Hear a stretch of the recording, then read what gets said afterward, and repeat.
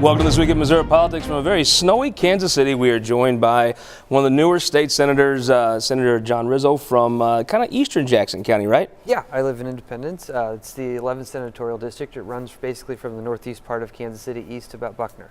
One of the interesting parts of the state is if you say somebody from St. Louis County is from St. Louis, they'll kind of be okay with that. If you tell somebody from eastern Jackson County they're from Kansas City, they'll tell you no, they're from Independence. Totally That's different. True. Very, very proud. Yeah, we're very proud to be from Harry Truman land. You've kind of hit the ground running this session, and one of the things you've been outspoken on is the state's revenue situation. Sure.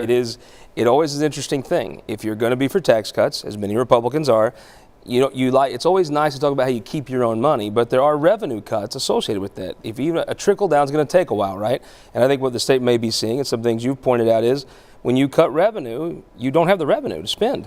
Yeah, we've seen it over the past few years with Senate Bill 19 from a few years ago that we feel like was grossly underestimated. It had a $15 million fiscal note, and in actuality, it's come to be maybe close to $200 million is what it's cost the state.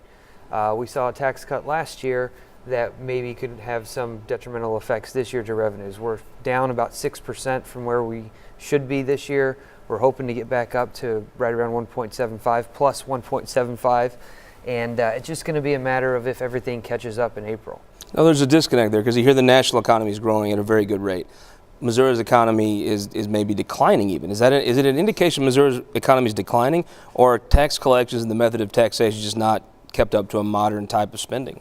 I think it's been a coupling of a few different things, but most importantly, the thing that's most worrisome is the fact that the economy is doing pretty well. Mm-hmm. We are at a low unemployment rate, and if we were to take a dip, it would be pretty traumatic to our budget in the state of Missouri because it seems like we're giving money out hand over fist to corporations for tax cuts and things like that, hoping that it spurs the economy. And if in fact there's a slowdown and unemployment rises to 6-7% at some point, we're going to be in a very difficult situation. Missouri was in a pretty decent spot to handle the problems in 2008. Mm-hmm. It is not in a spot where it could handle another downturn like that. No, everything from what I understood is around 2008 when the economy turned, we had close to $1 billion in reserves to kind of work our way through that, and we are not anywhere near that right now. I've heard two things that if you talk to people, they'll say, well, this lifeboat may come and save us. One is DOR's had some problems. Yes. They messed up the collections. That may do a little bit, but does that make up the difference? I think the hopes with DOR is that in April the refunds and things like that all worked to where they were supposed to. So there was a situation where they messed up with the tables and they basically went out and blamed Missourians for not withholding enough taxes. In my opinion, I think what happened was people saw a little bit more in their paycheck after a tax cut, and from the federal level are coupling with that, and they're gonna get the bill in April. So the other life wrapped is there's this Medicaid report come out. It says we're going to find $1 billion in Medicaid savings. Isn't they're just going to cut people from the program? Well, I will say Senator Sifton's done a really good job and done some yeoman's work on trying to figure out exactly how they went about cutting people. And if that's going to be the case, then we're going to have to talk about how we can put people back on the rolls at an affordable rate. If it's just going to be just a mass cutting of people that really need the health care the most, that's going to be a problem. In every business, though, when you cut your revenue or it goes down, you have to cut your expenses at some point. Sure. One of the places we've talked about is school transportation. That's a place that always gets whacked. Higher ed and school transportation seem to get whacked, and they affect different communities. And I know you've been outspoken on the transportation issue. And quite honestly, I represent more of a metropolitan area in Independence and Kansas City, but the areas that really get hit the hardest are the rural areas with the transportation. You have some districts that are at 4 days a week right now because they just physically can't get the kids to school because they can't afford it. And you have different school districts that are starting 7, 8, 9 o'clock so that they can continually run the buses for drop-offs. And we are just grossly underfunding the transportation situation when it comes to getting kids to school and from school. The interesting thing, the other big thing, maybe the big fight of session, the Republicans saw some initiative petitions put on the ballot. Some of them, probably none of them they liked. Now there's a move to change how those petitions are done. Is it a kind of fair Missourians say that it's too easy to put things on the ballot and there could be some changes, but boy, it seems like a convenient time for Republicans not to like the ballot initiative process. Sure. I would never want to squelch the voters' voice. And it seems like there are a variety of bills. There's multiple bills out there to do that. And it just takes up the threshold to get their issues on the ballot. We would have probably not seen things like the minimum wage increase. We probably wouldn't have seen things like medical marijuana. We wouldn't have seen Clean Missouri, which people voted for overwhelmingly for more transparency in government. All of these things probably would have had a much more difficult time getting on the ballot if they would have gotten on the ballot at all. In one case, it is a 2/3. It takes 2/3 majority of voters to put some of the stuff on the ballot. And I don't think any of those things would have qualified. Let me ask you a question, though. Is there not a room for compromise there? Is there not a way you could maybe tweak it a little bit? You do have bad actors in some regard when it comes to filing multiple petitions on the same issue. There is sort of a strategy for doing that, because once you file them, you figure out which one you're going to go with, because there is a time frame. Times change, yeah. Of how long you can gather signatures. So you don't want to get halfway down the road and realize, oh gosh, we got to go back and file another one. So you might file 4 or 5 at the same time. In that regard, we can maybe tighten up a little bit. Well, let me ask you this: when you think of labor, there are some champions. There's some folks that are tied to certain unions. Some folks maybe public sector unions. When I think of just anybody, from whether you swing a hammer to whether you swing a pipe wrench, you're probably the biggest offender of organized labor in the state of Missouri right now. I saw Right to Work, Todd Graves from Kansas City, moved to put another thing on the ballot. Is the sentiment from you to bring it on? You know, at this point, I think that we had a pretty good turnout last cycle, and I don't see a lot of appetite in the state legislature for going down that road and that path of doing the labor, what they would call reforms, I would call a tax, this year in the General Assembly at all. And I don't see them happening for quite a while. First thing I read that I thought of, the senator from Jackson might have something to say about that. Yeah, no, that's right. No, the working people got out in droves to have their voices heard, and it was unmistakably overwhelming that they want to be left alone. They want to negotiate with their own contracts, and it's just something that you can't turn a blind eye to. A couple things happened in the Senate this week. There was a bill, Governor Ashcroft signed a program in 1990 to build some affordable housing in rural areas. They reformed the bill is pretty one of the things that Governor Greitens cut with education, a few other things. The Senate moved a compromise to do some reforms and cut the program. Sure. Came through the body. I always find it seems like the Senate works the right way when you have a compromise and be able to move things through. Yeah, we honestly do a pretty good job on 99% of the issues of trying to get to a good place, and everybody's a little unhappy, but everybody is also a little happy about where we're at. And the bill that we had this week was low-income housing tax credit, which is for veterans and seniors, and we were trying to kind of do some reforms in there to rein in some developers, and we were able to work through that process. You saw some of the conservative caucus get up and oppose some of the cuts because they didn't think they were deep enough. Then you saw some other people in like myself that thought that we were fine where we were. We had made a statement, but we didn't hamper the program. And so we kind of had a little back and forth, and were able to come to a good compromise at the end, I think. So mention the conservative caucus. I think that's something that is very interesting to me, to see that group of senators. They were able to maybe come to an agreement here. I think that's going to be an interesting thing. You may not have to go through as many sets of loafers this year. Yeah. If you have them on the floor, kind of taking up some of the time you'd have to spend filibustering. Yeah. Well, you know, we are a small but mighty caucus, so any help that we can gather, we appreciate. So when they are having their disagreements, it's best for us, I think, just to sit back and kind of watch and pick our spots of where it's important for us to inject ourselves. Well, it is one thing. I think their stated goal is to try to push that caucus further to the right. Mm-hmm. That would probably be an anathema to your caucus, which is to force compromises on issues where you can. But it seems to me if there's an obstructionist element of that, maybe some leftover animosities from leadership races or what have you, that probably fits to your favor, right?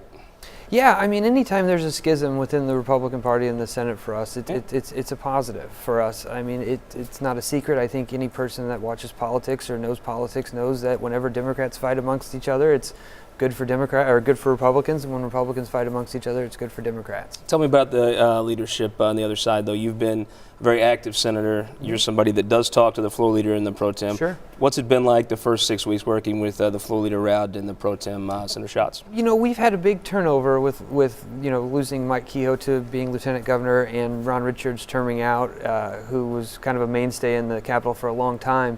And I think that Senator Rowden and Senator Schatz are doing a really good job with taking their time and trying to figure it out. We're probably going to be fighting like cats and dogs here in about 30, 45 days, maybe sooner than later. But they have done a good job with pulling back from the situation and really trying to figure out where they want to go and what the most effective way to move the state forward is. Senator Rizzo from Eastern Jackson County, thank you for joining us on This Week in Missouri Politics. Thank you for having me, Scott. We'll be right back with our Opinion Maker panel. Speaking of Eastern Jackson County, Victor Callahan joins us for our Opinion Maker panel after this.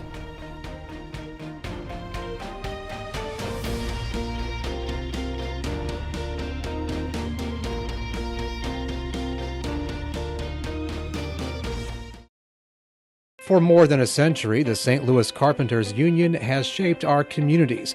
Through trusted alliances, we deliver skilled professional craftspeople while our business partners provide the kind of quality jobs that keep our economy humming. It's a blueprint that has worked since 1882. Turning Missouri into a right-to-work state stalls progress, wipes out jobs, and kills momentum. Right to work is wrong for everyone. Let's keep Missouri moving forward. Visit carpdc.org to learn more. All across Missouri, our new car and truck dealers are building strong local economies. When you buy a car or truck in Missouri, you're helping to support over 20,000 Missouri families who rely on the auto industry for good-paying local jobs. You're also helping fund our communities, schools, first responders, and our roads because dealers generate millions of dollars in tax revenue. Missouri's automobile dealers have been the foundation of our communities for generations and for generations to come. The Missouri Automobile Dealers Association, the heart of Missouri. At Ameren, Missouri, we know what light can do. It draws people together and chases monsters away. And if you shine it in the right direction, it will light the path for the next generation, showing them what their tomorrow could look like and spotlighting the possibilities that lay in front of them. Investing in our community by lighting the way forward. That's energy at work. Ameren, Missouri.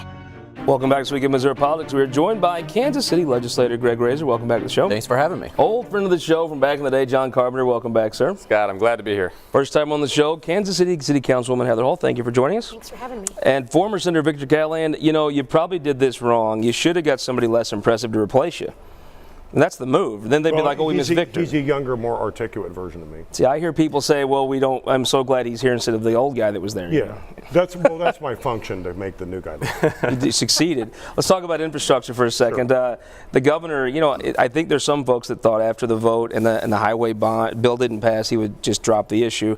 It's showing some leadership. He's picked it back up, stressed it in the state of the state. Now he's going around to places. He was with Senator Luetkemeyer here in the Kansas City area talking about bridges that are about to fall in if they don't do something. I kind of respect the tenaciousness he's taken to it. Well, I had the privilege of serving with Mike Parsons, and that leadership doesn't surprise me. That he and Lieutenant Governor Kehoe understand the importance with all state leaders. So I think the problem is so big you can't really ignore it. You maybe didn't get the voters to pass something, but you've got to find creative alternatives.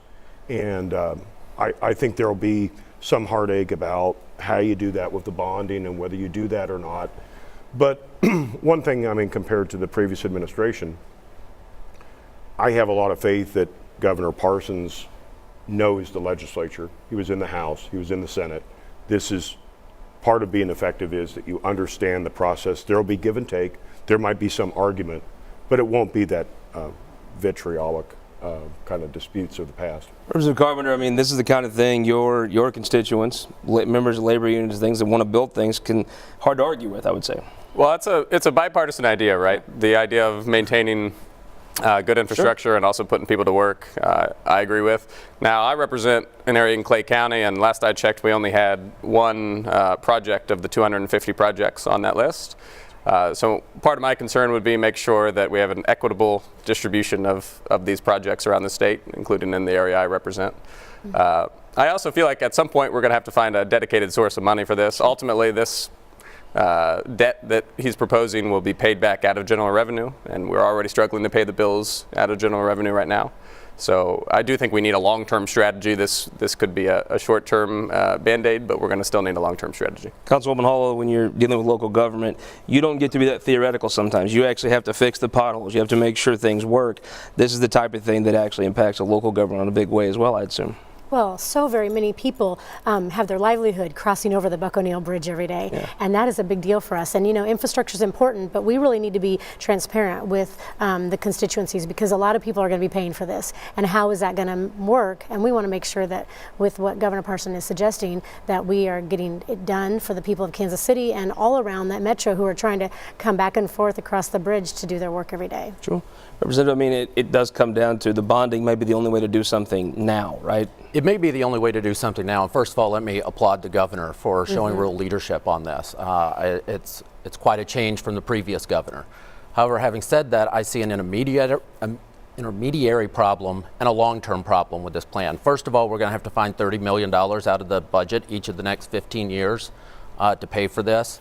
But secondly, we're now opening up the idea of always using general revenue for our roads and bridges. As far as I can tell, this is the first time that idea has real legs. And I don't want to get to the day where we see the MoDOT director and our university presidents fighting over money in the Capitol. Let's talk about the budget. Revenue down. Is it going to be, I mean, we talked about this with Senator Rizzo. There's two things Republicans will say, well, Department of Revenue's made some mistakes. Those are, hopefully we're going to get those corrected. Representative Ross has a committee that is, looks like going to be a weekly fine-tooth combing of that department. I would say Wednesday might not be the most favorite day of the week for the Department of Revenue. But if that helps, that's one thing. But other than that, I mean, you're going to have to start cutting, correct? I mean, we're looking at a situation right now where we're hoping that Missourians owe close to, what, $500 million in unpaid taxes so that we can make ends meet. And that's when the economy is good. We are going to balance this budget this year by the skin of our teeth. What happens when the economy goes downhill? We don't have the reserves that we had in 2008. We're not prepared for it. We're going to have serious, serious problems. Victor Callahan, let's talk a little politics here. You're in that room with the governor. You've got Medicaid that goes up every time. There's really you'd call it skyrocketing if it's in private sector, the percentage growth of it. You have road needs and revenues down. What do you do? Well, obviously leadership requires that you try to balance all of those things. And you work with legislative leaders. Every point that has been raised today is a genuine point about the transportation that you want to make sure it's geographically fair. Have that argument, have that discussion. I think you just have to triage those issues, separate their importance, figure out pockets of how to make them all work.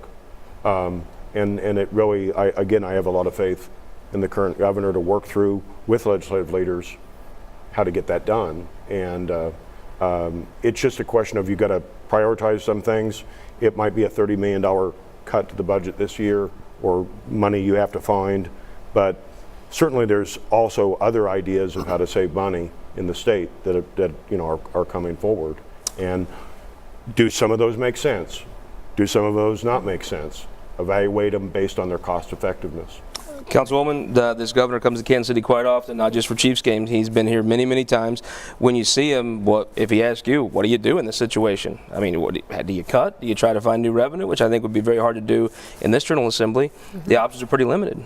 Well, they are pretty limited, and he doesn't have a lot of choices, and I think he's making the one that he believes is the right one for the state, but also for this area. And, you know, like what you said, I really do want more items on the list for Clay County, but in a structure like this where the funding is so small, we don't have the luxury of getting more things on the list. So that's what I think. So the Medicaid report comes out. Representative Carpenter, you've studied this state government now for 7 years. Todd Richardson's over Medicaid. I think it's probably very likely he could find some efficiencies. He's a very bright person in the job. It seems to me, though, at some point, you either have to do some things you've suggested, expand Medicaid, or you do have to cut the eligibility and cut people off it. How do you afford it? So, I agree with you in terms of respect for Director Richardson. I think he'll take the job seriously and hopefully do a good job in that role. Now, for years, as you know, under the Affordable Care Act, we've been turning down billions of dollars of funding from the federal government to expand Medicaid in this state. And so, I think that's mistake one that we ought to fix. We shouldn't keep saying no to billions of dollars coming into this state, which, that money doesn't just come in and disappear, right? First of all, it provides health care to real people. And second of all, that's going to create jobs in the healthcare industry with folks providing more health care to more people. So I know. Hold on now. In the front room in that Republican side gallery, you're one of the legislators they respect. They don't know. They like to even debate you because you do a good job. Now take us behind those double doors in the back of the chamber. You make that case to a reasonable Republican legislator. Why do they say no? We're not expanding Medicaid. You know, it's a good question. I think mostly it comes down to this concept that we've got too much debt in this country. Is it a political issue? Their constituents don't want it? I doubt it. I think if, no, I think that their constituents would want it. I mean, I think if we got this to the ballot as a ballot initiative, like has happened in a number of other states at this point, I think by a pretty wide margin, people in this state would vote yes. I mean, I think didn't Utah just expand Medicaid? It's a very conservative state. And so, I'm pretty confident that folks would support it. Now, I think people are concerned, rightly so, about the national debt and spending too much money at the federal level. We just hit $22 trillion, and I share that concern. But what I don't think we ought to do is have Missouri be one of only a handful of states that says no to all of that tax money coming back to our state. What we ought to do is communicate with our elected officials at the federal level and tell them to get their act together. Greg Razer, you may be a Kansas City state representative now. We still claim you in Southeast Missouri. Yes. The folks in Southeast Missouri would be a very hard way to try to get them to pass an expansion of Medicaid. It may be, but I think the people in Southeast Missouri are experiencing hard times. This. If you go down to the Boot Hill, it's probably the most impoverished part of the state right now. What I see with your question on Medicaid is indicative of a bigger problem that we're seeing, whether it's how are we going to take care of the poorest among us, where do we find the money? Where do we find the money to build new roads and bridges? Where do we find the money to start paying our fair share, as the state should, for higher education? Where do we find the money? And the only answer that's come out of Jefferson City is, well, let's cut revenue. That doesn't make any sense. We've seen it. We saw that happen in Kansas, where I think Governor Brownback just ripped the Band-Aid off. They immediately saw the problem. I think in Jefferson City, they're pulling out the Band-Aid off one hair at a time, and we're starting to feel the impact. Councilwoman, I mean, it is an interesting thing. I'm sure you've confronted this before. Something that would be very hard, I think, to sell to the constituents of a lot of Republican legislators, but it's something that budgetarily wise might make sense. It's a concept that's not unique to state government. You must suffer that in the city as well. We do. I serve on the Health Commission here in Kansas City, and we are finding with our health levy providers, they are really struggling to try to make the actual needs met of all the different constituencies they have, because people just can't afford what they need to keep their health care well for them. Victor Callahan, I think that you served as minority leader. You may have had the largest faction in the entire Senate when you did. Yeah, I was the largest factional leader. Exactly. 2010 to 12. You would have an understanding, for you were in the Senate when Obamacare was brought into law at the federal level. This would be a very hard sell to a lot of the constituencies of senators. I think the Medicaid report shows you could save some money. I think Todd Richardson probably could stretch a dime farther than most. But at some point, if you don't expand Medicaid, you have to cut people off the rolls. I think what the representative said was correct, that really this is also the political optics. Not maybe factually accurate, but the optics of it is that Medicaid is always seen as some extension of Obamacare. Sure. So you pick up all of the political opposition to Obamacare, even though maybe in fact you can separate that it's two different things.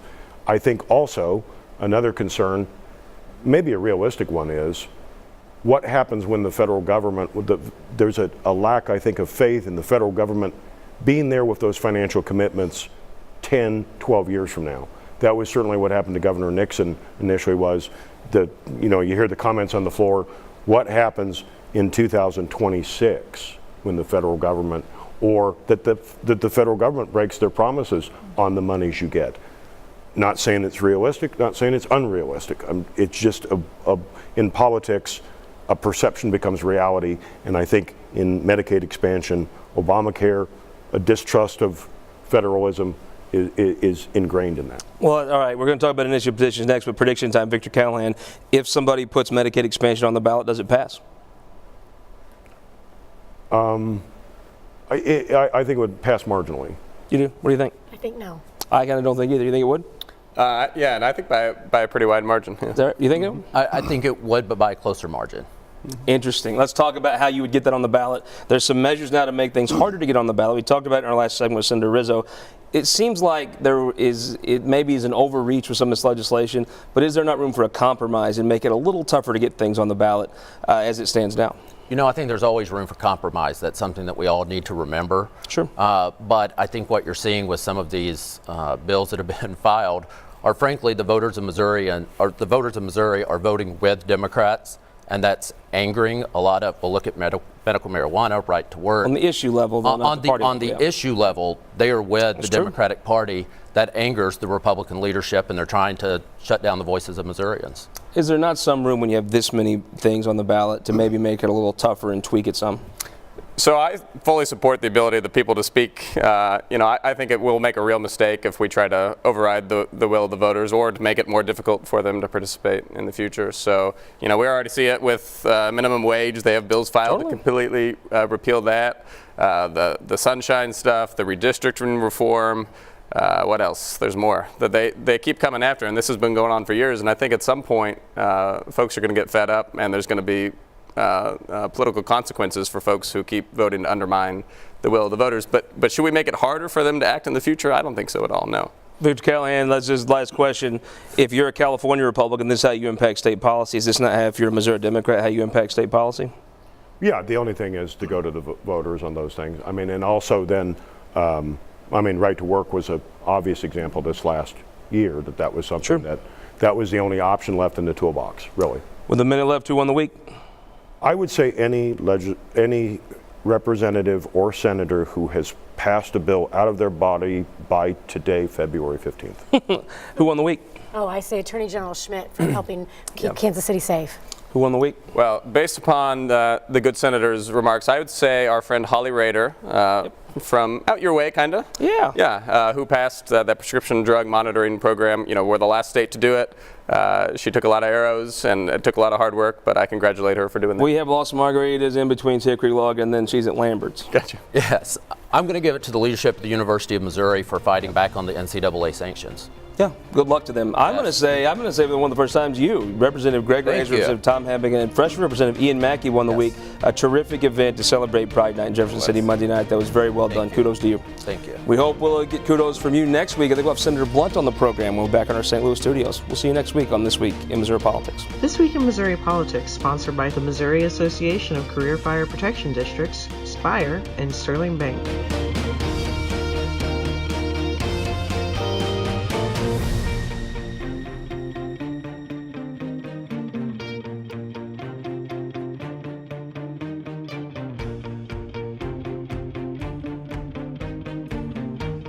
We just finished up this week's show, and I appreciate a second to tell you about a new thing we're doing.